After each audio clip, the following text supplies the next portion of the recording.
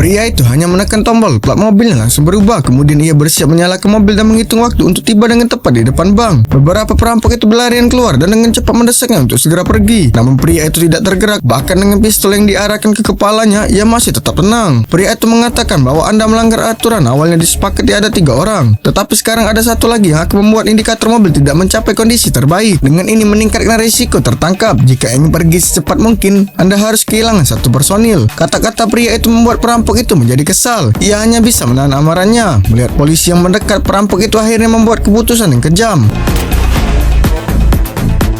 Melihat pihak lain begitu kooperatif, pria itu tidak ragu mengaktifkan kode tersebut. Sebelum mobil polisi tiba, ia menginjak pedal gas dan bergegas ke jalanan. Kedua belah pihak langsung melakukan kejar-kejaran. Dengan gerakan yang sempurna, pria itu berhasil menjauhkan diri dari kejaran polisi. Namun karena jalan yang ramai, ia terpaksa mengemudi melawan arus. Polisi segera memotong jalannya, namun pria itu dengan cepat berbelok. Kedua perampok itu pun bersorak, tetapi mobil polisi lain segera menyusul. Keterampilan mengemudi mereka jelas sangat terampil. Pihak lain selalu mengikutinya dari dekat. Pada akhirnya, pria itu berhasil menyingkirkan mobil lawannya. Namun sebelum para perampok sempat mengatur napas, polisi kembali mengejarnya. Pria itu segera pergi, tetapi secara tidak sengaja melaju ke jalan buntu dan benar-benar terhalang oleh mobil pembersih. Melihat mobil polisi tiba di belakangnya, pria itu tidak menyerah dan terus menginjak pedal gas yang membuat mobil itu terbang dari atas jembatan dan mendarat tepat di atas truk. Namun mobil polisi itu terus mengejarnya dan mulai mendekati truk tersebut. Pria itu menjulurkan kepalanya dan menembaki saklar truk tersebut.